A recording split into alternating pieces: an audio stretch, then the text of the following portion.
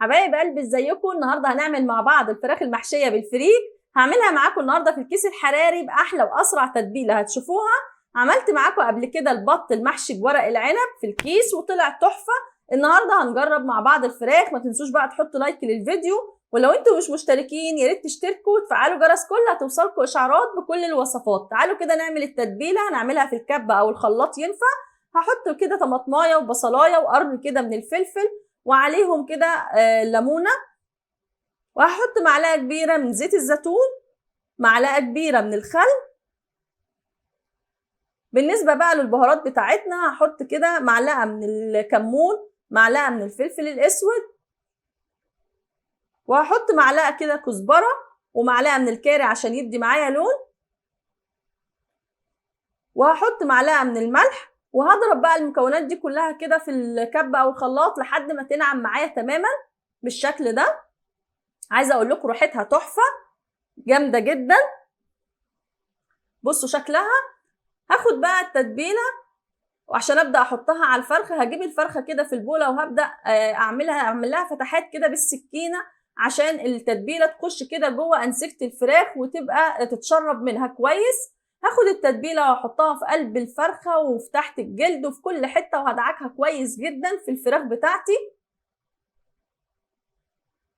اهو.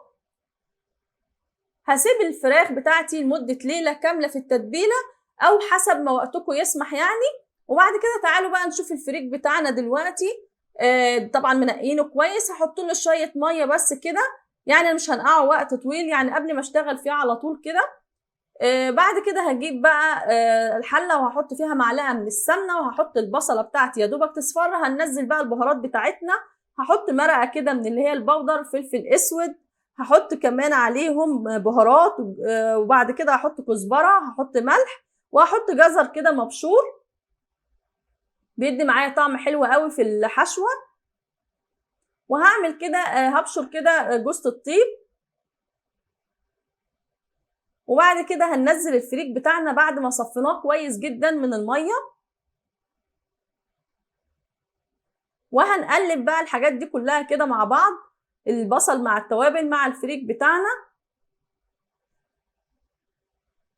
بعد كده هزوده بقى بشوربه او ميه، وهسيبه كده لحد بس ما يتشرب ميته، مش عايزينه يستوي سوا كامل اهو. هنبدا ناخد جزء كده اللي هنحشي بيه الفراخ، والباقي هغطي عليه وهسيبه يكمل السوا بتاعه. ههدي عليه النار وهسيبه كده يكمل. تعالوا بقى كده ناخد الفرخه بتاعتنا عشان نبدا نحشي. طبعا المفروض نسيب الحشوه بتاعتنا لحد ما تبرد شويه، بس للاسف انا كنت مستعجله فاشتغلت بيها على طول، لكن المفروض بنسيبها شويه لحد ما تبرد.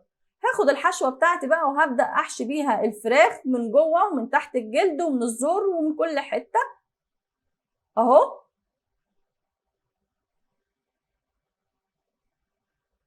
طبعا المفروض ما نحطهاش سخنه لان كمان ده بيخلي الجلد يتقطع معايا بعد كده، بس زي ما قلت لكم انا كنت مستعجله، بس انتوا المفروض ما تعملوش كده يعني. هحشيها كده من الزور ومن كل حته، وبعد كده هكتف رجليها كده بخيط عشان يعني يبقى شكلها حلو.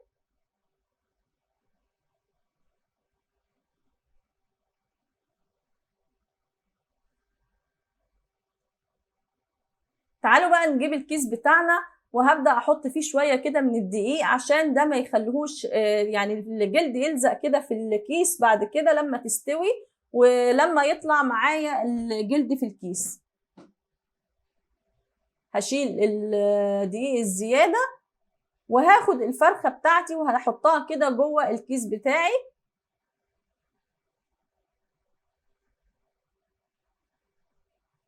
الاكياس دي بتبقى موجوده عند اي حد بتاع اللي هو البلاستيكات والفوم والاطباق والحاجات الجاهزه، مش غالي.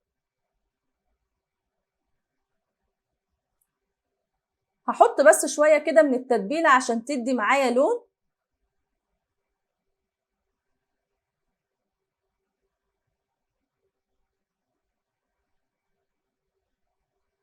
ده رباط بيبقى موجود مع الكيس، ببدأ اخد الرباط واقفل كده الكيس بتاعي بالشكل ده، وهعمل كده فيها فتحات بالسكينة او بالخلة عشان الكيس ما يفرقعش معايا جوه في الفرن لما يدخل ويتعرض للسخونه يعني، لان بيبقى فيه هواء طبعا، فكده احنا بنطلع الهواء اللي جواه.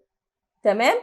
هجيب بقى الصينيه بتاعتي وهحط فيها كده كوبايتين من الميه، عشان ما ينفعش يبقى في كده في الصينيه كده مباشر، وهدخلها كده في الفرن في الرف الاوسط على درجه حراره متوسطه، ما بنعليش الحراره. اللي ضايقني بس في الكيس، هو حلو جدا بس اللي ضايقني انه ما خدش لون، اضطريت ان انا اشيل الكيس واحطها شويه كمان تحت الشوايه، لكن هي تحفه والسوا بتاعه حلو جدا، وطبعا ما بياخدش وقت لان الكيس بيخليها تستوي بسرعه. ده شكلها بعد ما طلعت. قدمت معاها الفريك اللي كنت مسوياه لوحده. وده كان فيديو النهارده، يا رب يكون عجبكم. باي باي.